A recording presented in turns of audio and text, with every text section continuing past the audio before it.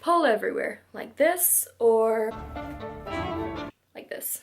Which one says more Nina Zenick? Nina Zenick? No, yeah, it's gotta be up. Good evening, nerds. My name's Meredith, but you can call me Mare, and welcome to another installment of Mare's Book Club. And today I'll be giving a short review of Leigh Bardugo's King of Scars. Okay, I have a confession to make. Forgive me, Father, for I have sinned. I have not finished the OG Grisha trilogy books. Oh, I know. I have read Shadow and Bone, and I do pretty much know what happens in the other two. I know that wasn't enough to go into this book. However, I read it, so I'm gonna review it anyways. You may be wondering, Meredith, Mare, buddy, why did you decide to read this book when you haven't read all of the books that came before it? And I have a good reason for that. That is because Nina Zenick. I have read the Six of Crows duology. I love those books so much. Like, they are some of the best books I've ever read. They are fantastic. I love all of the characters, all six of the crows, in those books equally. They are all my mischievous murder children, and I would die for them. However, though I don't have a favorite character, I do have a character that I relate to the most, and that is Nina Zenick. I love her. In the past year or two, I've probably tweeted at Leigh Bardugo at least 3 or 4 times about how happy I am that she created a character like Nina for me to read in a book finally. If I'm ever having a day where I don't like the way I look and almost feel like I can't go outside, I'll just, in my head, try to look at myself as if Nina would look at me, and I can love myself so much more. Either way, when I saw that Nina was going to be one of the 4 point of view characters for this book, I said, you know what, I don't care if I've read all the source material. I'm gonna pick it up and read it as soon as possible. Now onto my actual review of the book. I'm going to give it 3.5 out of 5 stars. It certainly wasn't a bad book by any means. I just don't think it's a book that's going to, like, stay with me for a very long time. I don't think it's one that I'm just gonna be remembering for years and years to come. More than anything, it just felt like it was the beginning of a much larger story. I know it's the first in the Nikolai duology. It feels like there should be more books than just another one coming after this. I trust Leigh. I think that if she has written a book like this to introduce us to a story, then the story to come will probably be good. Most of the characters in this book are already pretty well-established characters, but it felt like she was giving them more of a backstory and giving the journey that they're about to go on a backstory and an introduction, so it's a weird situation to be in. This book follows 4 main point-of-view characters. Nikolai Lantsov, who is, you know, the King of Scars.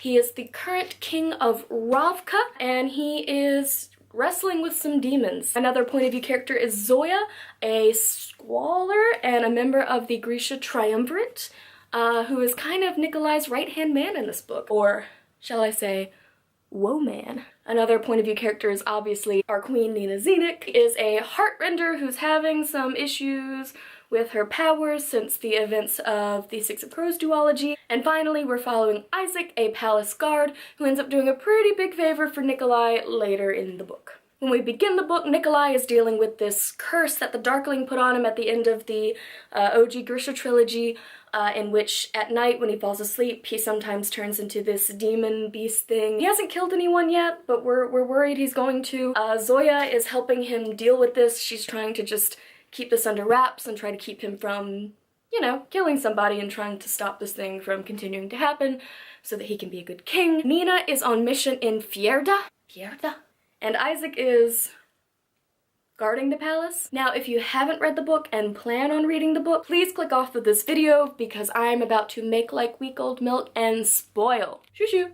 Shoo-shoo. Okay, first things first, I know that in order for Nina to go on mission in Fjerda, she can't look like herself because she's kind of a well-known fugitive there, but damn it, I miss my brunette, breasty Ravkan queen. I miss her so much. Now I guess I'm gonna have to dye my hair blonde.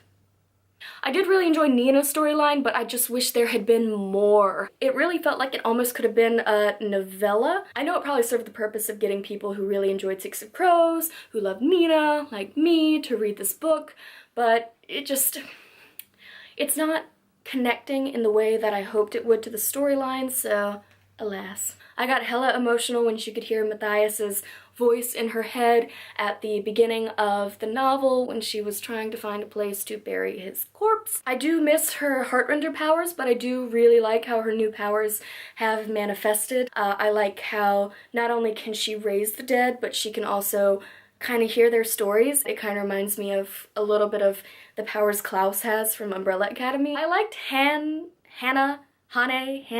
I liked Han as a character, but I didn't feel super emotionally connected to her. It's just not super memorable, but I do like how she's interacted with Nina. I think it's really cool how she's, what's his name? She's the evil guy's daughter. Brum.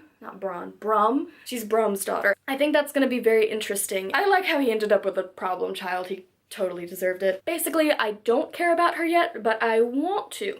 Also, I'm like 85% sure Nina is confirmed bisexual, which is amazing. I'm thinking that she's been flirting with him and they might get together, but that might just be wishful thinking, so.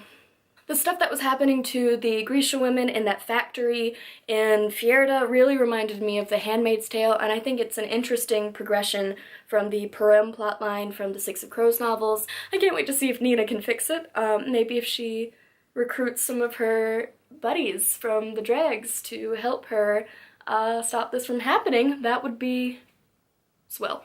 As for the other 3/4 of the book, I didn't really enjoy that plot line as much, but I'm gonna put that down to the fact that I'm not as connected to these characters since I didn't read the whole Grisha trilogy.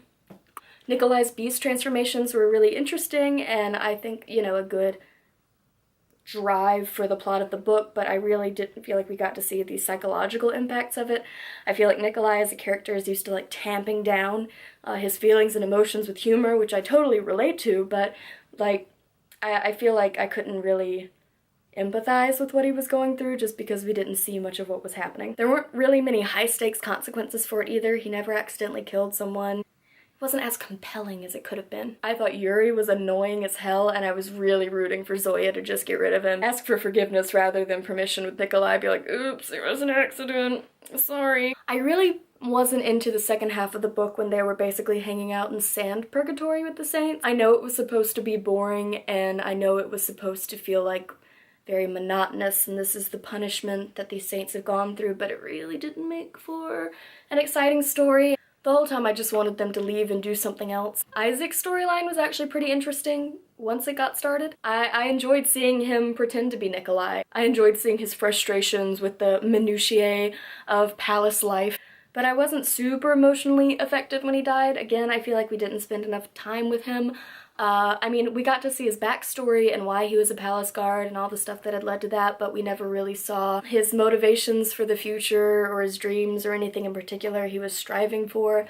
So I mean, like, the loss of him didn't really feel super like a loss as a character.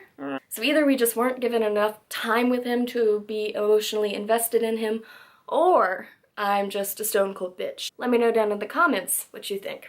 The whole plotline of the shoe princess being the guard and vice versa was really interesting, but I mean, I feel like we've seen that done in literature a lot, like Star Wars. And that's fine, I don't mind if plotlines are recycled. I think that every story is another story's plotline recycled, but I wish there'd been some kind of twist that made it a little bit different and a little bit unique to this story in particular, and that entire plot point seemed to be resolved way too quickly. Nikolai knew what was happening, and he knew who was responsible for it, and the whole thing that happened, there wasn't really a mystery surrounding it. There wasn't really, it was very Deus Ex Nikolai. I really enjoyed Zoya as a point of view character, but I hope that in the next installments we can get a little bit more emotional development from her. I do like her kind of hard, like, I don't care demeanor, but I do wish that, you know, we got to see a little bit of character development. As for the ending, oh no, the Darkling's back. My hope is that rather than a villain, he'll end up coming back as a big bad turned weird uncle character. Like maybe he has to help them take down like an even bigger bad. Overall, I enjoyed reading King of Scars. It was a nice low stress read that I could go back to and read a chapter at a time at night to try to go to bed.